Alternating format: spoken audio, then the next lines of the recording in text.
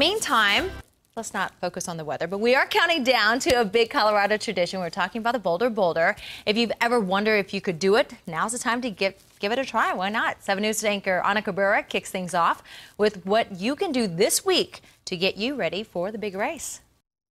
We have 10 weeks until the Bolder Boulder, so now is a good time to start training, and we are so lucky to have former Olympic gold medalist, marathoner Frank Shorter here with us to kind of lead the way. Thanks so much, Frank. Thank you. So let's start by talking about how someone even begins to tackle a 6.2-mile race. Where do you start? Well, from ground zero, first off, you get the okay from your physician if you're over 40, and then what you do is you work on a time basis. So your first day you might go out and say, look, as long as what I'm doing is not confused with walking, I'm running.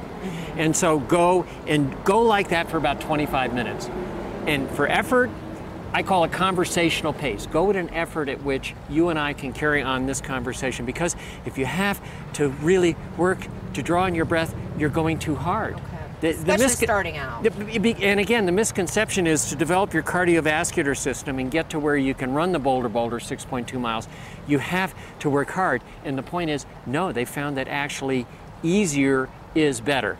And then you might take a rest day the next day on Tuesday, Wednesday. Again, go out for 25 minutes. Thursday, take the day off, because training is just as much about recovery as it is going hard. So that first week, you just want to get into a rhythm of going hard, recovering, going hard, and recovering, and just do that for the first week, 25 minutes at a time.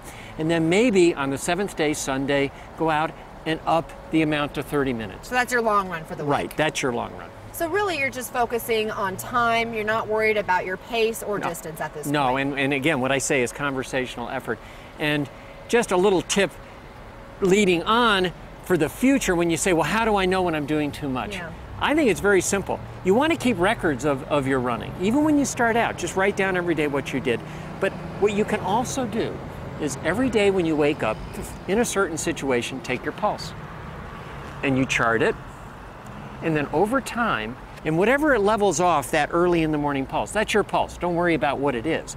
But if it starts to go up, and it goes up more than 10 beats a minute when you've had a night's rest, it means you may be overtraining. Okay. And you may be able to back off. And there are all sorts of other ways to find that out, but I like the simple way. Yeah, that's a good way to and you just know. And it also makes you realize that you're doing something differently, and it's part of that commitment to the program. Okay, that you're actually going to commit now to that 10 weeks to get ready for the Bolder Boulder. So at this point, at week 1, you're just building a little bit of a base and getting used to running. Right. All right. And learning how to rest.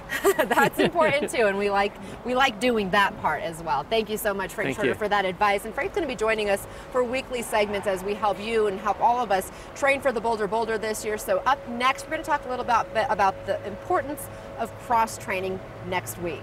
I'm Anna Cabrera, 7 News. All right, if you like a training plan, just text the word RACE to 46988 and we'll reply with a link that'll actually tell you what to do each day between now and the race. Again, that's 46988 to text the word RACE to it. We've also posted a complete 10-week training guide on our website, thedenverchannel.com. All you have to do is click on sports.